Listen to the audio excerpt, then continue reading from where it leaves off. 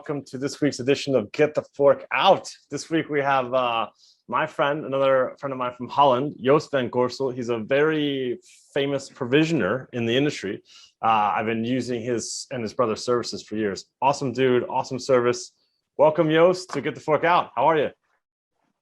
I'm good, man. Thanks, Brennan, for having me in your show. It's been a long time actually that we saw each other. But thanks for having me. Thank you. Absolutely. How I started this business. I think I was 18 years old. I had no clue. I was playing on my Xbox at home, and I did my I did school, my university, and at a certain stage I had to do a traineeship. However, when you're 17, 18 years old, you don't actually have that network of getting involved in the shipping industry or the yachting industry. So basically, one of my dad's friends he had a company like that, and he introduced me to his company. So I started at the shipping company of selling meat, fish to commercial vessels like oil tankers, like bulk carriers. But there was only one rule: it has to be cheap, and it has to be a lot. So when I was there, it was fine, but it doesn't actually make me excited at all. So was that the company that I met you working at? 10 years, 15 years ago now. So the first year it was a long traineeship, and I thought I had to quit. I don't like it anymore. It's nothing about adding value in the whole supply chain, and I thought I'll leave the job. At a certain stage, that particular guy said to me, "Joost, what do you want to do?" And I said, "I don't know. It's boring." And then he said, "Why don't you go to some shipyards here in Holland that make yachts?" Because he used to supply cruise vessels at a certain stage. So I said, "Okay, let's give it a try." And I went in my car straight away to Oceanco to start the first boat. It was called Amavi. And that's basically the first boat. I knocked on the door, tell them who I am, and they said, "We need a provisioner." And I had no clue at all actually what a provisioner was. So I said, I'm a supplier. I can deliver you anything from eggs to meat. Tell me what you need. And they gave me an order, and it was crew quality, which is fine. But where the hell are you getting crew quality? Because I was not familiar at all with that question: crew quality, guest quality. Right. I had no clue at all what I'm doing. So long story short, I went to a couple of Michelin restaurants. I had no experience in fine dining, nothing at all. I was 18 years old. I went straight away to Parkheuvel, and it's a famous restaurant. You know that one in Rotterdam. It's like a French cuisine, and basically I asked the chef, "Okay, where do you get your stuff from?" And he gave me some addresses. So I got a meat supplier, I found a fish supplier, some dry stores, and basically that's how I started 15 years ago now. And along the way, you meet a lot of new suppliers, new sources, new ingredients, stuff like that. And that's how I started, like 15 years ago. And 5 years ago, my brother and myself, Martin, we decided to start our own company called Supply Yachts. Well, hold on one second, Joost. I just wanted to kind of do a little recap there, because I think it's important. Like, you started out doing cruise ships, like massive scale. And then within that company, if my memory serves, so I've known you a while now, is it just like you said, you kind of got bored and then you started provisioning inside this cruise ship supply company, and it was quite successful. Correct. Like, you guys were busy. Yeah, we are. I think at a certain stage we started with 4 or 5 boats a month, and in the end we ended with, I think, 30, 45 yachts a week, which is quite a lot. But we all know when you're stuck in a job, you want to add value in something, and I think it was my time. I spent there 10 years. I had an amazing time there, and it was time to move on, to do something for yourself, or to work, getting out of the industry. I was also thinking about that, to do something completely new. But I thought I had many chefs as friends, a good network, and I thought, okay, if I'm gonna start this business again on my own, I want to do a couple of things. I want to add value, I want to add quality, and I want to build long-term relationships and help people What do you mean by adding value? Just to clarify. You know, in every business, when there is a certain point that you are reaching your the roof, how do you call it in English? Basically, when you're on your limit, you're having so many boats in your program that I didn't have anymore the passion to give them the best of the best, or basically, I was told to do volume. And we all know in this business, in yachting business, it's not about volume. It's about getting the fine, high-end ingredients from certain places and supply them to the boats, and not like hundreds of kilos. No, only a few. So the chef can work with that and tell the guest, listen, I got something amazing, instead of having everything listed from bulk suppliers that didn't fit my strategy anymore. That's why I left. Yeah. And so you left, and then what's the name? Because we should have said this from the beginning. What's the name of your company? We Supply Yachts. All right, and then you started with your brother, right, Martin? Yeah, with Martin, and you know, when there's family involved in a company, it's always a bit like, what's going on? But in the end, we know from each other what his specific, where he's very good in, like logistics and organizing the company. And my side is more, I'm specialized in food. I'm specialized, dealing with the chefs all the time. And that's why we work so good with each other, because he's organizing the other kind of the company that nobody sees.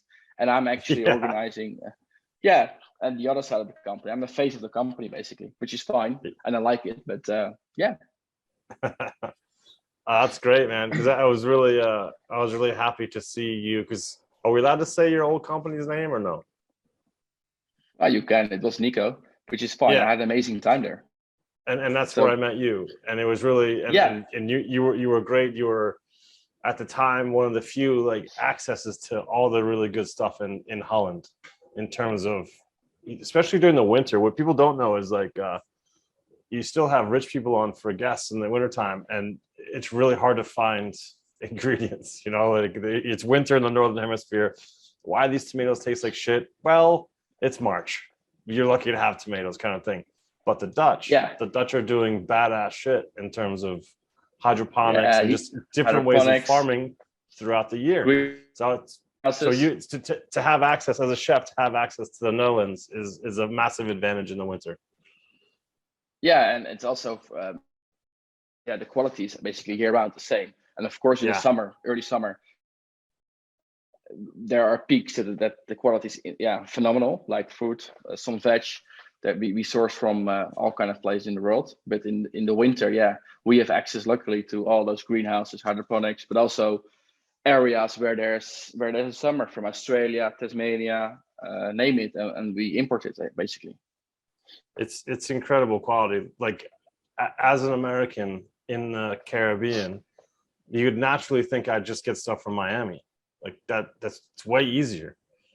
It's like half the quality, maybe less. It's just stepped on. It doesn't have the same kind of, and then to have like an actual provisioner in Holland and go buy the stuff fresh from wholesale.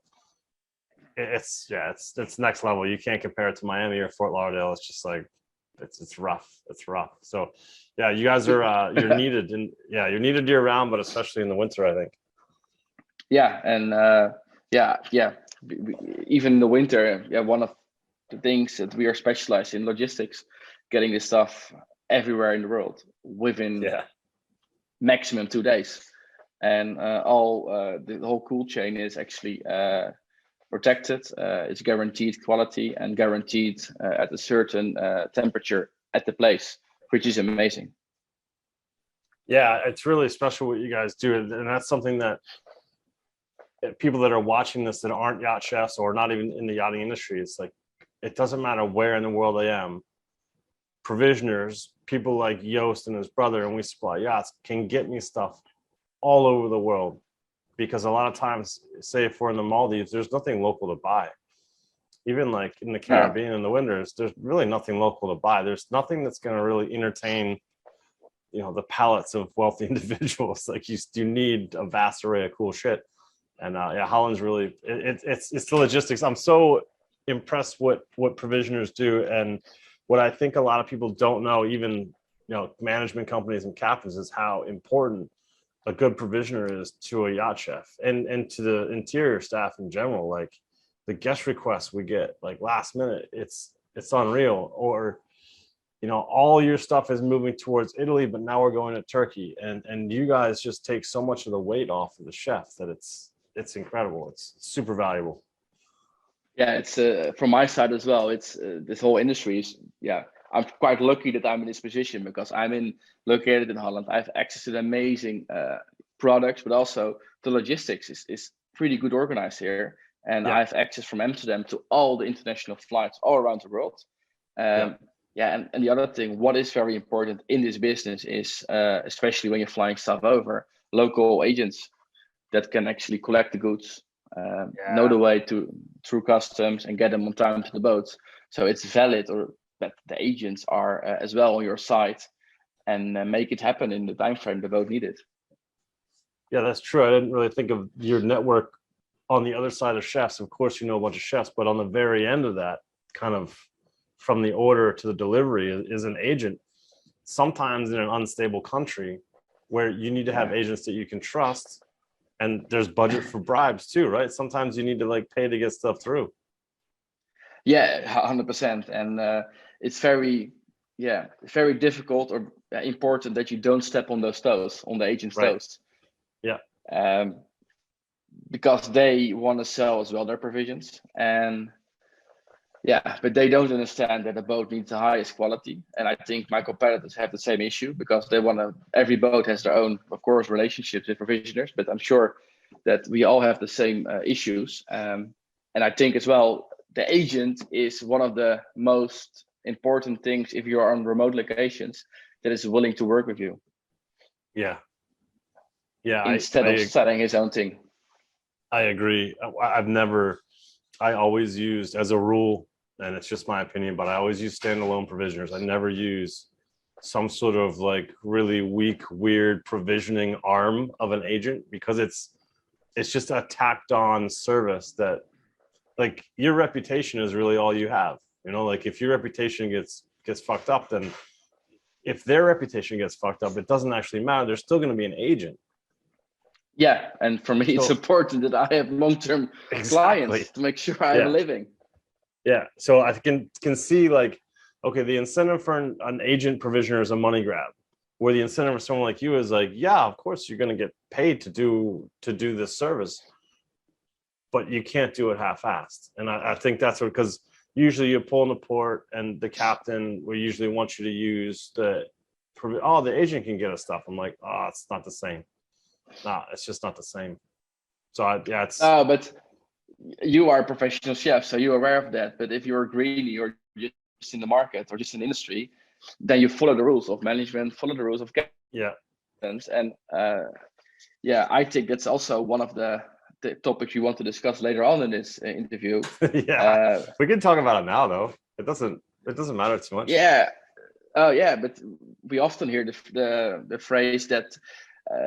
We can't buy from you because we have to go shopping local, and we have to go to the supermarkets. We can't use provisioners. We often hear that. And it's not that I want to promote my stuff. I think in general, those agents where you're talking about, they make the bad reputation, or some of them, to charge hundreds of euros extra on certain bills, what makes provisioners stupid, I would say. I never thought of that. I never thought of the agent provisioners, the provisioners inside the agencies are the ones negatively impacting just the overall reputation of provisioners. I never thought of that angle. I'm sure it's true because they're shocking. My experience with them is go fuck yourself. This is not possible. A, we're not paying that, and B, this is terrible quality. Yeah, but I think when you have a sole provisioner, they deal on daily basis with chefs. They have a good reputation. All the chefs know those companies when you speak with each other, who are good, who are not good. And it's hard to come. I think I have to say, a few years ago, 5-6 years ago, I heard it more often. But nowadays, I still hear it, but not that often, because the chefs on these boats are getting more professional as well. So when the captain says something like that of management, they can reply instantly. Listen, if you use a provisioner that's focused on provisions, they buy directly from the source. It's fresher. In a supermarket or locally, it could be maximum lasting 1 week. And provisioners mainly, their provisions last for probably 10 to 12 days. So you win a couple of days, the chef is on board, can spend time on menu planning, can spend time on whatever. But yeah, sometimes I don't get it. You let the chef go shopping, that the chef is paid as well to cook, but he also has to go shopping and he has to make menu planning in between charters. I think is insane. And yeah, when they spend more time on board, they can deliver higher stuff to the guest/crew compared when you go out shopping for a couple of hours a day.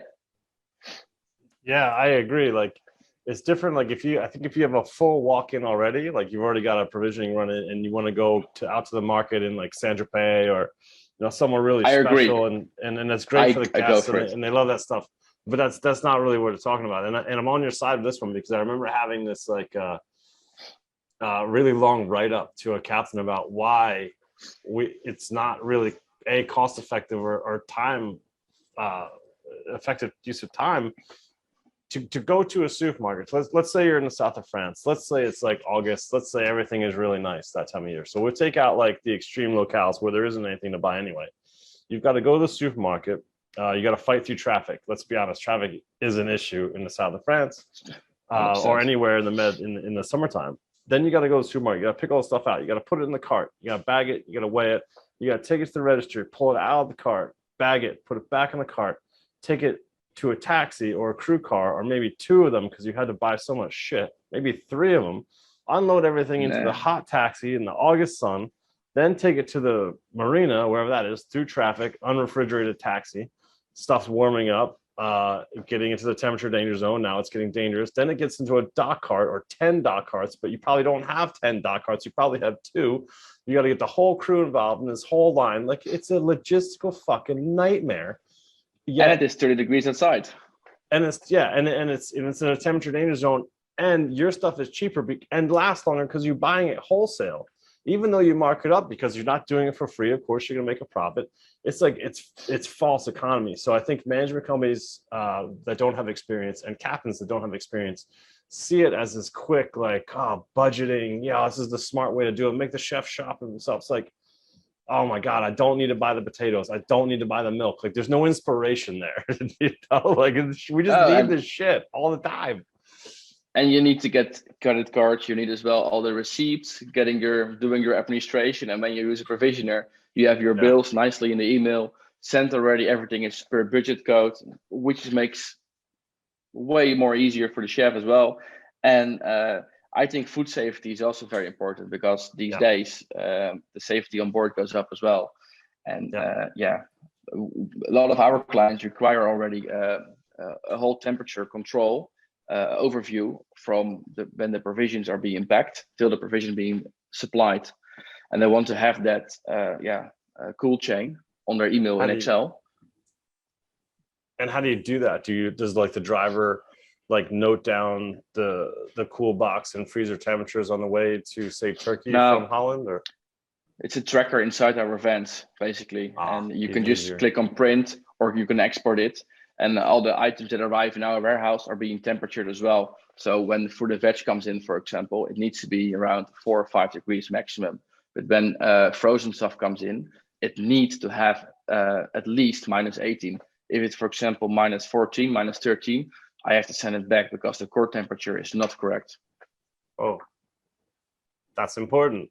I feel like this is really like, this is one of the most important points for me to use Provisioner. Also, back to what I said earlier, you're like on let's say back-to-back season, charters, busy private, whatever.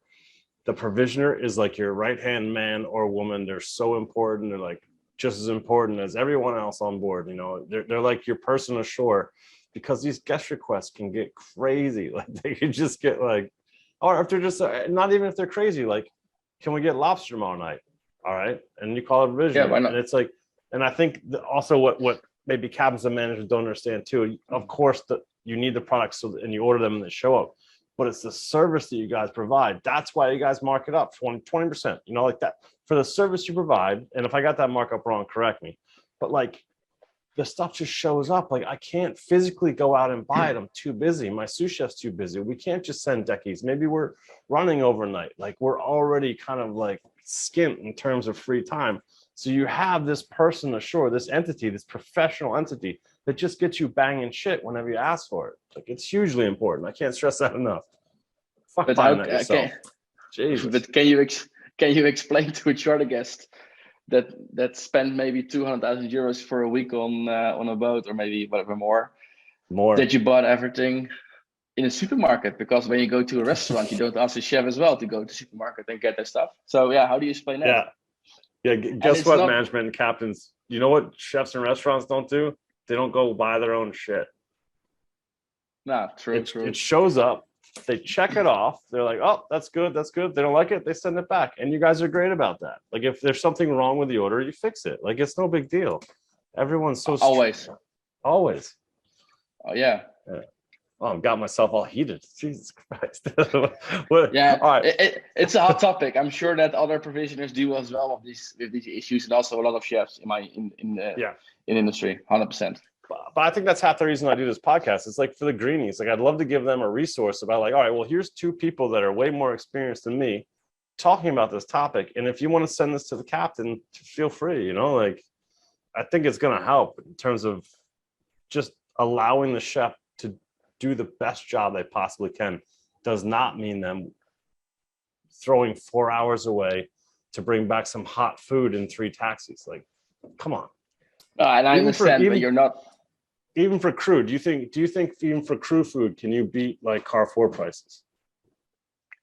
I think I can beat it. The reason, hopefully other provisioners back me up as well. When there's longevity, when there's a client you want to use you the whole season, even in summertime, but also in downtime. For me, crew food is very important because the guests are not always on board. So I have to make it interesting for the chef to be able to as well have deliveries. Because when I'm more expensive than supermarkets, for example, yes, I am more expensive, but not that more expensive because I can guarantee everything is fresh. I pack everything on the way you want it. So yeah, that's more. Yeah, you pay a little bit more, but I can promise that the produce will last 2 weeks at least. All the dates are good. Which it does. Exactly, yeah. And if you go to supermarket, you never know how long that salad is already in the presented, for example. And maybe that salad goes off in 5 days, so you have to go again. So yeah, I would say if there's skeleton crew, I would say you go to supermarket and just take care of them. But if you are in a shipyard and you have to cook for 30 crew every day, I would say use a provisioner, do it every 2 weeks. Yeah. And give your sous chef some time off, and make sure you have your time off, and make it yourself a little bit easier, and run. Yeah, maybe you're 1 chef or 2 chefs down, and you can do what you want. But then at least you give them time off as well. So yeah, what is important to have two chefs cooking on board, so you can shopping. I don't. Yeah. But it's a strange false economy, I feel like, with people in management positions without kind of the experience. Like maybe if you're a 30 meter and you're not that busy, then go to Carrefour. But like I agree 100%. If you're a 30 meter and you're doing back-to-backs, like now just get it delivered. 100%. Yeah. All right, so we beat that conversation to death. I feel like I've calmed down a little bit, but I think it's good to have this reference for greenies. At least they can fall back on it. What's do you have any like stories of woe, like any crazy like a chef needed something in the Seychelles and logistically the whole thing broke down, or weird guest requests?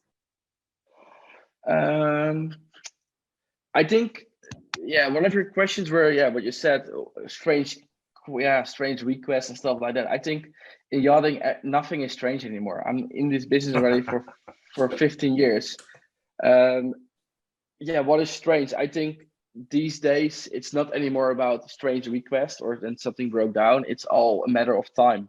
how quick can you get stuff over? Because in the past, guests were actually telling people I'm coming, but these days they just pick up the phone or they call the captain, I'm coming tomorrow, get it done. So we had Stand we had by. a busy we had a busy charter client. They were back to back the whole summer. That was last year actually, and it was Monday evening. I got a call. Joost, we need a full order from you in the Cyprus Wednesday morning. Oh. And that was in October, and I said, yeah, but it's COVID is here. There are not many planes available. I will check if I can find commercial planes, like the commercial lines that were flying back from Amsterdam directly to Cyprus, and we found a few. They had options on Wednesday, but they were landing in the afternoon, very late. So pretty funny was, it was on WhatsApp, and I said to the chef, okay. We have a flight on into Cyprus. It will land in the evening around 8:30, 9ish. So you have it on board by 12. And he said, Joost, I can't have that because my charter ends on Wednesday morning, and the next charter comes on Thursday. So it has to be ready on the dock on Wednesday afternoon when the boat comes in. So I said, then the only option is a private plane. And he said just on WhatsApp, go for it. And I said, what? So we ended up chartering an Airbus A320, like a big one, and then of course we had the conversation with the chef at the same time, the pricing of that big one, and it was above the 200,000 euros for just one-way flight from Amsterdam to Cyprus, and that money wasn't the issue. The only thing was it needed there on time. So when the boat comes in port, the provisions need to be on the dock straight away. So we thought that we had solved everything. So we got the plane, the food came in on Wednesday morning. So we had, on Tuesday morning. So we had the whole Tuesday of packing everything nicely. But then the other issue came, everything was packed. And Tuesday night, we went to the airport and we went to the plane, but it was 12 pallets. And these days, an Airbus A320 is basically a passenger aircraft that normally goes from Amsterdam to Barcelona, that kind of planes. And 7 pallets fitted actually in the cargo door downstairs. But the other 4 pallets there was no room anymore for it. So what we did basically, we used all the luggage compartments plus all the seats in the plane. So every luggage compartment we put a box in, but even the seats in the plane, we put the boxes in there, put a seatbelt over it, clicked it, and I will send you a picture so you can show it in your podcast, in your video. Yeah, definitely. How it looked. It was because even the captain of that plane didn't saw it actually. Never. It was so funny. Yeah, it was. There was and everything actually. And it was loaded. Plane left on Tuesday evening at 11 o'clock in the evening. Arrived at night at Cyprus. The agent there did a pretty good job. He unloaded the plane 8 o'clock in the morning, put everything in a frozen and refrigerated truck, came on the dock, and everything was ready there. I think it was the most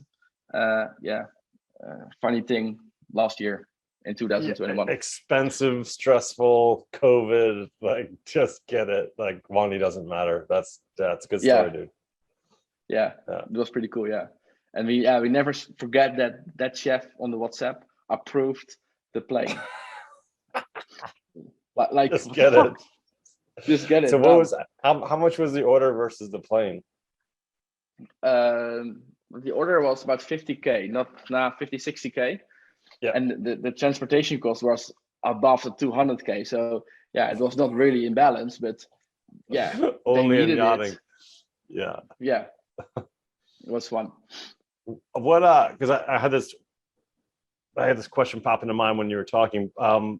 How much of the planes are full of food? I heard like a lot of these commercial flights, just the bellies are just full of storage and packages and food and especially to all the Caribbean destinations in the winter. A lot of the supermarkets rely on those aircraft, and of course the the yacht provisioners use basically, I would say 70 to 80% in November, December, and January the space. Especially to St. Martin, I think I'm the biggest consumer of aircraft space on the KLM flights from in November, December, and January. Yeah. But yeah, to answer your question, there is a lot of exports actually from Europe to all the small Caribbean islands, and of course you would think of that they have a lot of locally, but that's not true. No, it's not. I was I mean, I know the Bahamas aren't the same as. No, I was in Antigua. Yeah, there's almost nothing grown locally, and it was during COVID. It was March. It was April 2020. All the provisioners had left, and there was just so they get some supplies by boat, I think once or twice a week. But and I wasn't allowed off the boat to shop anyway, so we found this woman who had closed down her bar, and she just wanted to make some money, so she was our provisioner ashore. It was awesome. Like it just made it work, and the guests were super chill. But yeah, there's nothing grown locally. It's so scarce. Yeah, and that's another interesting topic to talk about. It's not on what we discussed, but there are a lot of agents in the Caribbean, or basically the customs say, sorry, you cannot import that because it's prohibited, or we are growing it ourselves on the island. So they want to push the local economy, which is great, because I think when there are boats in, I would say, support as much as you can the local community. But for example, in the Maldives, we send eggs, but if you go to St. Vincent and the Grenadines, it's insane what you cannot actually send, because they grow it locally. But then the chef places an order at the agent to get it locally, and they come with chicken. Nah, it doesn't taste. It's nothing. The eggs are useless. A lot of those items, and I think that's what I'm working on as well with all the local agents on certain specific islands, how we can improve the knowledge at the customs and the government. Okay, it's a yacht. They want to have the highest quality that is available. They won't actually get it locally. What can we do to make it happen that the boat actually can get the stuff imported? Because when that's happening, the boat is happy to stay there. The guests are happy. So basically the whole supply chain is happy. But when they go locally, sometimes the quality is so bad that what's actually locally grown compared to what you can fly in. So that's also something where we are working on with a lot of agents at the moment. What's the farthest you've had to send food? The farthest, Galapagos, Argentina. My drivers like, for example, deliveries in Norway. They love it there. Yeah, the weather is amazing, and the views are spectacular. I was just there. It's awesome. I love it. I agree. I get it. And the driving is supposed to be amazing. I didn't do any driving, but oh man, yeah, it was a beautiful place. And our drivers love ferries. So, for example, to Greece, Athens, Crete, everywhere in Greece, they would love to go. It's a long drive, but the ferry, they love it. They see dolphins. I thought it would be to take a nap, but they're like, no, just to be some sea air. Yeah, they really like the exploring stuff. Yeah. All right, I'm gonna crank open the questions. I like using the questions as a guideline and just letting it go how it goes. Feels more natural than hammering out questions as fast as I can. Okay, well, here's a political one. How has the invasion of Ukraine impacted your business and supplying some of the yachts that are being taken? Yeah, that's a political question, I guess. It has a huge impact actually in our company, in our industry as well. Imagine all the crew that is working on all those sanctioned vessels. I saw an article yesterday. 4,500 people, crew, are actually in total working on or for those vessels. They will probably go away or find another job, but 4,500 people they're looking probably soon for a new job. And in our company, it's not good. Now, it's not good. We never support these actions, and in Europe there's a sanction list. So when people are on a sanction list, as a European citizen, you cannot actually support that. So when a certain person is on the list, I cannot supply them.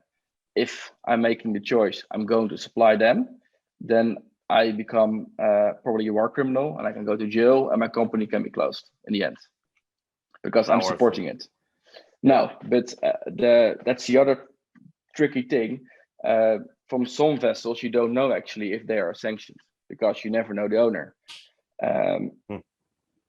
And of course, you can Google. And some of these people have been clients for years. Like it's hard for you to say no, I imagine.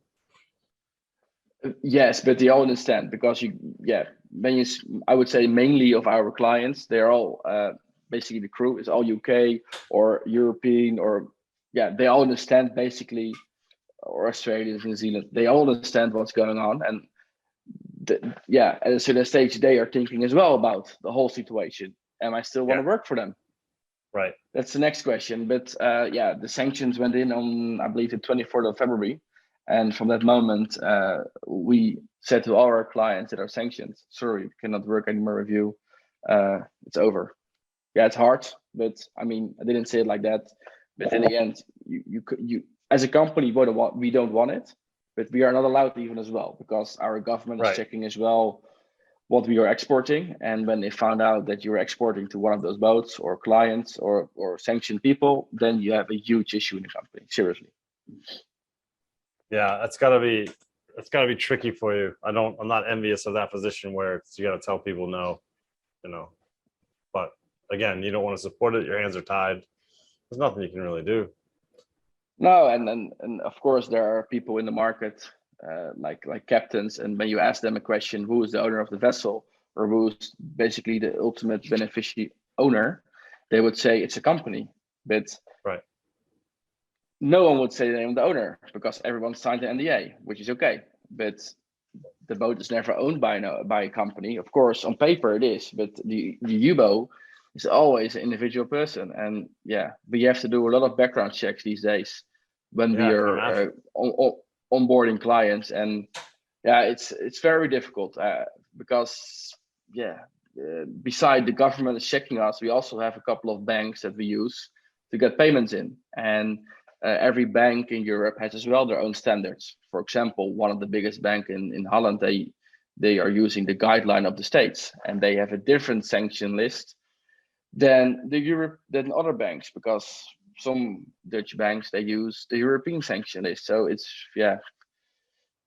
I'm a European citizen, so I use the European sanction list.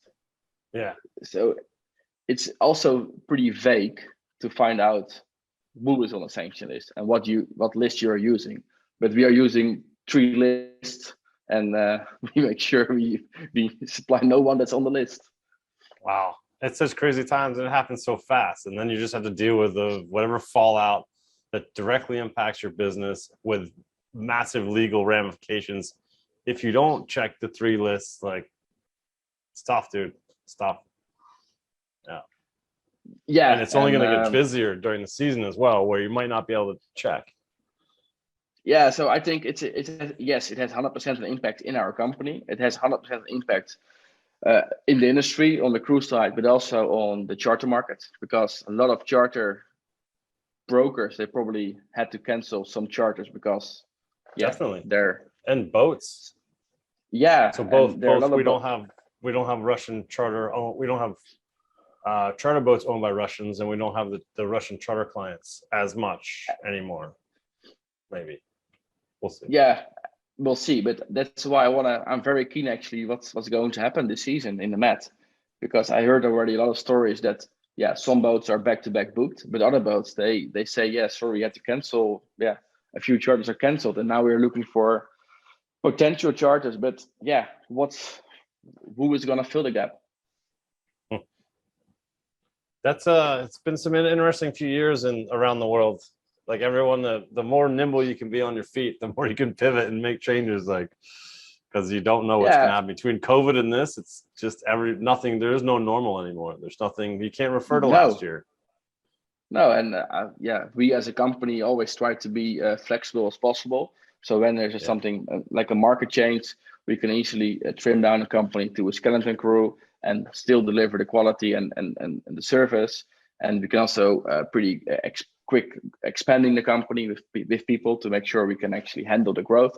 But yeah, it's that's what you learn in these kind of strange times, that you have to be flexible at all times and not attached to for long term to big things to make sure you can still pay your bills in the end. Yeah, I think we learned that during COVID, where you had to probably had to downsize everything in 2020 because the whole industry stopped, and then it kind of started again. So I guess the silver lining is you're probably more efficient than you've ever been. Yeah, but even during COVID time, we growed as a company because everybody thought, nothing is possible anymore. But a lot of clients, they sent their own planes to Holland to fill up their plane and get the provisions to the boat, and they went actually in isolation on their boat. So for us, it was a very strange time because there was less contact with the clients, but in the end, a lot of the boats they still make it happen because they want to use the boat, and it was more safe to be on a boat than on land, on shore. COVID charters, I did a couple of them, long ones. Yeah. I know. All right, let's see. Okay, this is a good one. This is a more positive, less political one. Does your company do anything to help yacht chefs gain more product knowledge or kind of ingredient exposure, things like that? Yes, 100%. We do a weekly video and blog.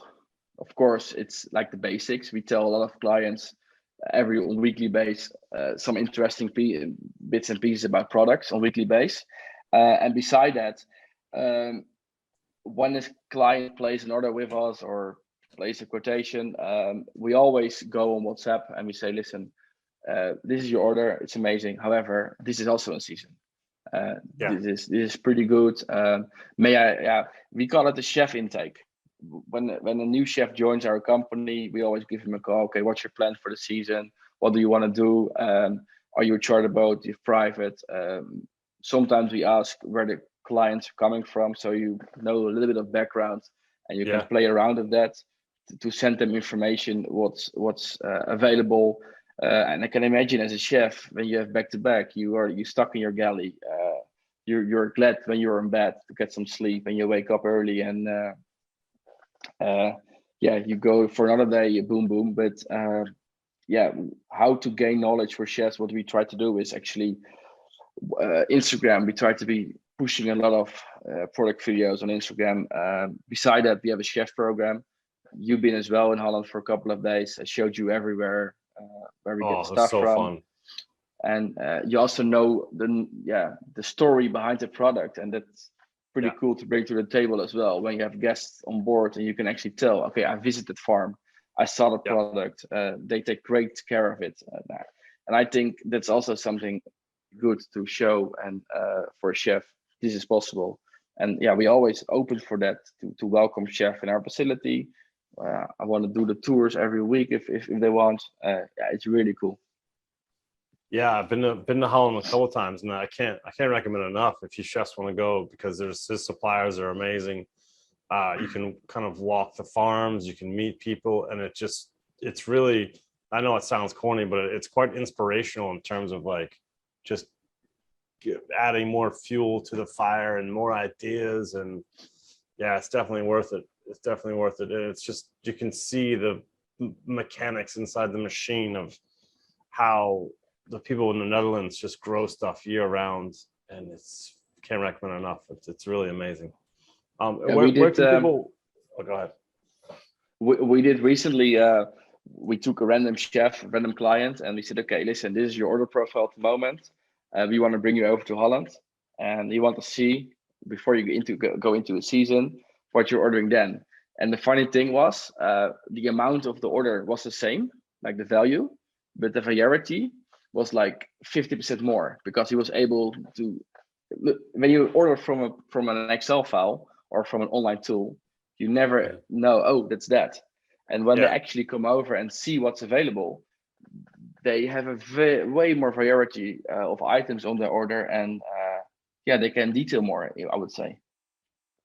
Oh yeah, definitely. And even like I remember asking you a few times when I've been tired and just wiped out by like end of August, beginning of September. It's like, what are other chefs ordering? You know, like what's cool? I'm just tired and chartered heavy.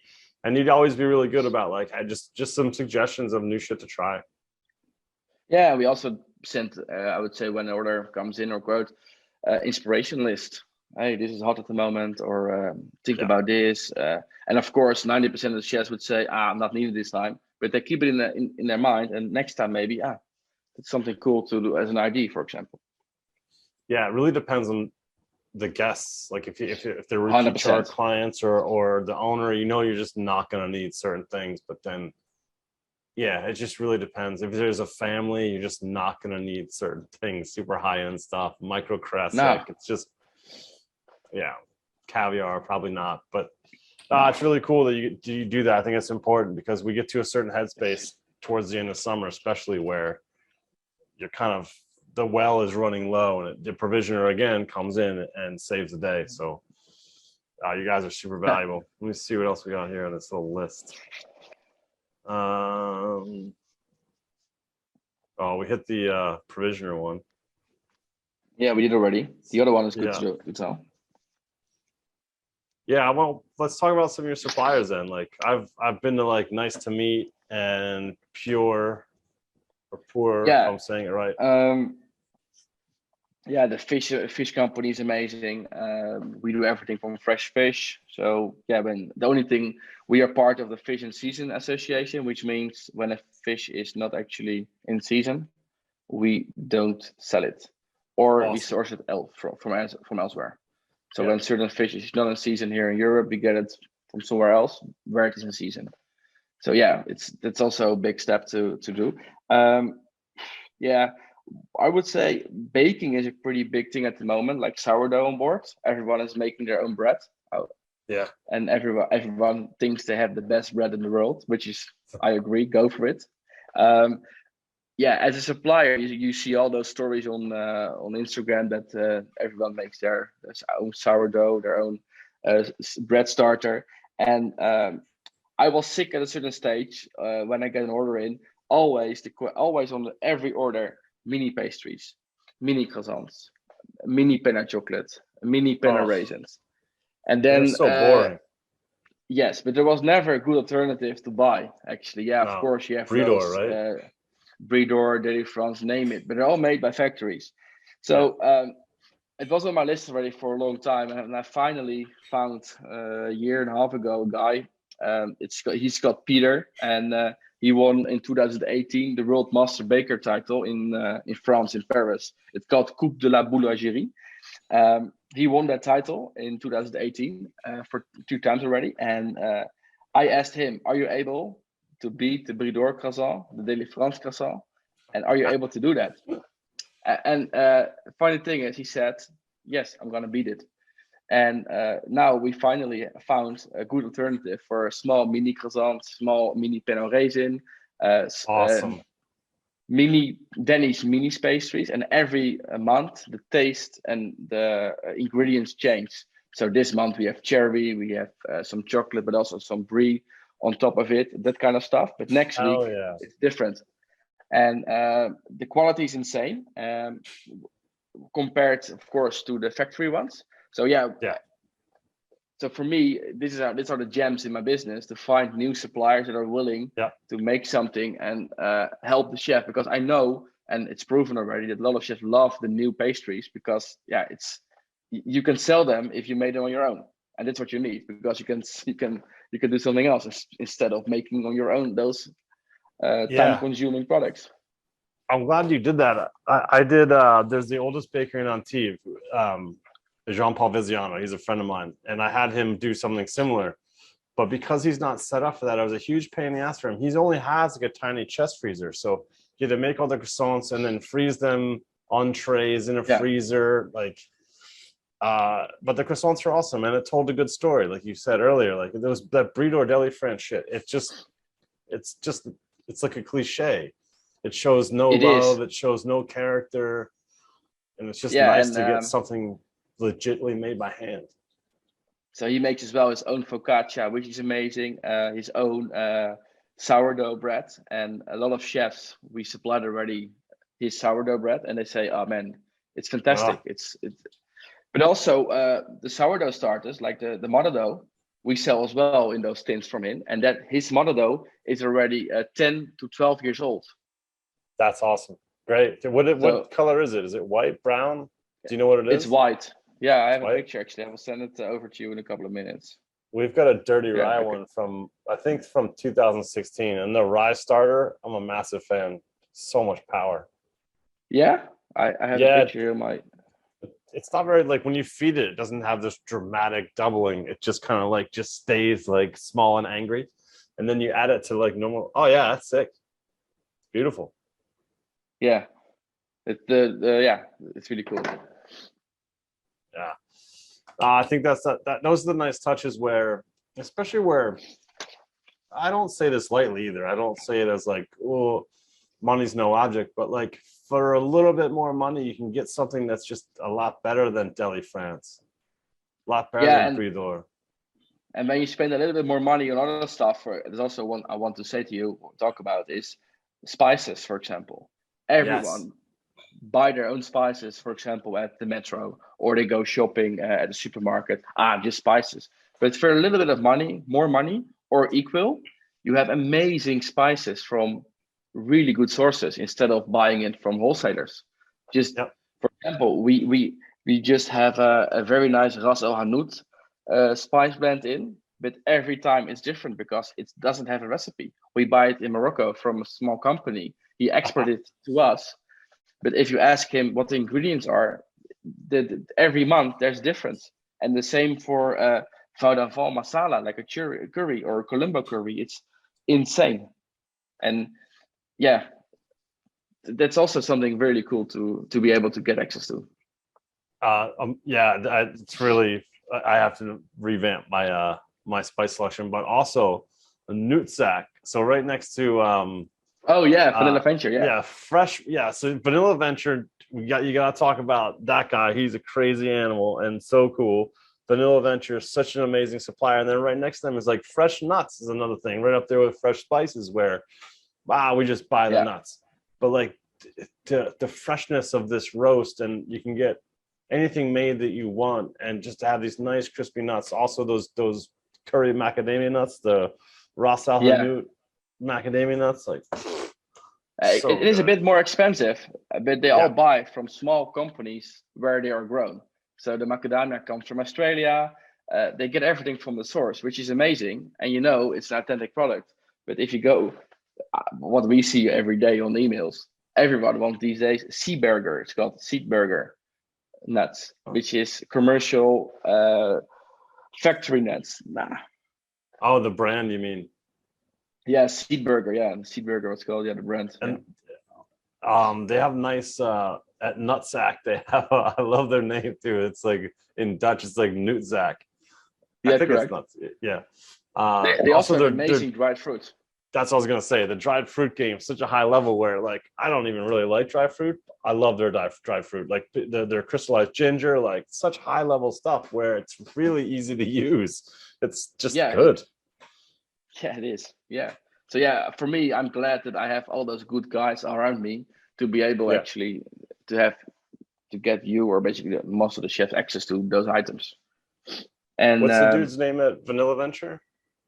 Justin, Nah, he had a crazy name, didn't he? The guy Gerard? with long hair. Like the owner. Oh, it Yeah, doesn't matter. Gerard. Gerard. I think Gerard. Gerard. Maybe. All right. Yeah, it was like his nickname was like Fudgy or something. I don't remember. It's a weird nickname. But he was an ex Michelin star, like worked at a Michelin star restaurant. So I shit you not, like the dry store ingredients that this guy had were such high level. Like it was so easy to make food with. So Vanilla Venture Yeah, for sure. it's pure. 100% pure. Yeah. Those guys were cool too. Yeah, and the other thing is for me to get, don't want to make it longer, but to get a lot of, these days you want to keep the chef exciting about stuff. So we started a direct import line from Japan about fresh food, which is also cool, but it's expensive. So yeah, I always buy on a monthly basis some items in and try to get rid of it, but it's not that people are really fit for. What is it? Is it fresh fruit? Yeah, fresh food. Yeah, it's for example the peaches, the white strawberries, the muskmelons, the dark grapes, the Kyoho grapes, mangoes, that kind of stuff. It's really cool to have access to it, but it's still hard to sell it to a boat because they are way too expensive. No one is actually. Yeah, but it's fun to have sometimes those items in, so you can show the charter guest actually, listen, this is something really, really cool. But the other side is it's fucking expensive. It's really expensive. Like what's a musk melon? Like 200-300 euros per melon? Yeah, true. And we even had Densuke melons, like the black watermelons, for around 500-600 euros. It's insane. Peaches, 150 euros for a peach. It's crazy, but yeah. 150 euros per peach. Fuck. Yeah. If you have the right guests and they don't give a shit, then it can be fun. You know, as extravagant as that is, it's fun for them. Yeah. You know? Yeah, even the ruby Roman grapes, like that are red dark grapes, they go up from 350 euros to 1,000 euros per punnet, which is insane. Wow. It's the next level. This is all out of Japan because they have no room to grow shit. I feel like they do it to such a high level, but there's no room. The other thing that you said about the Ukraine invasion, what do you think about all the products that are coming from Ukraine? What about grains? There's a shortage of grains now in Europe, and sunflower oil. Go to the supermarket, even in France, in Spain, you cannot buy any more sunflower oil. Only one bottle per person. Whoa. And the other thing is a lot of because Russia's airspace is also closed now. Ukraine airspace is closed. So everything from Japan is maybe doubled now in price because of the shipping cost. It's insane. So it lets more impact on all kinds of fields actually, instead of only on our industry. Huh. Yeah, I never really thought of like connecting flights through Kiev for supply chain. Of course, it's somewhere to stop over. Yeah, change and planes, especially whatever. The flour now, if you want to have T55, T45, for example, like 2 months ago, it was easy accessible, but nowadays you have to actually request it to get permission to get it because there's a shortage coming. It will be, I think in a couple of weeks, it's even more difficult. Oh, you hear that, chefs? Get all your flour now. But how do you do? Because flour annoys me because every country's got a different name for the same shit. Like, I think the easiest way would just to be like, just do protein percentage. Like, this is pastry flour. This is all purpose. This is bread. It's so annoying. I agree on that because when you have a European chef, they did a proper like pastry training. They order T45, T65, T55, and for me, it's also easier if you just name it. I need bread flour to make sourdough, for example, or I need pastry flour to make. I know exactly what you Italy need. Italy is O, double O, triple O, and then their bread flour is, believe it or not, it blew my mind. It's the bread flour in Italy is called Manitoba flour, which is a province in Canada. Makes no sense. Manitoba is for sure a state in Canada, and it's banging bread flour. It's really, really good.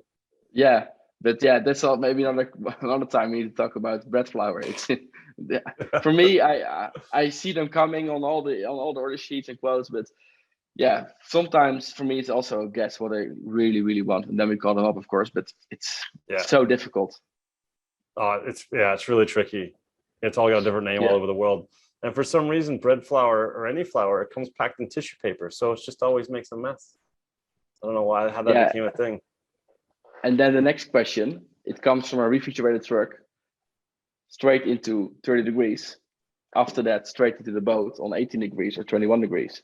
So there's always a lot of humidity around the package. It's always paper.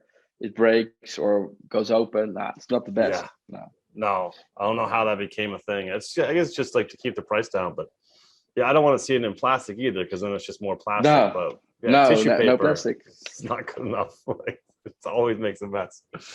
Oh Yeah. man. Cool, man. Well, yeah, that was fun. That's all our questions, and yeah, I appreciate you coming on, man. It's always good to have a provisioner on for just advice and to hear your side of the story as well. We could have talked more about that, like things to make your life easier as a chef, like things to how to do your order in a way, because let's be honest, like if it's easier for you and how we communicate with you, then just the order is more accurate and it's just everything's better. But next time. Yeah, but the other thing is we are the service provider. So we have to give you the service, which means we have to make your life easier. So when things work for you, I need to make it happen, which is basically also a provisioner.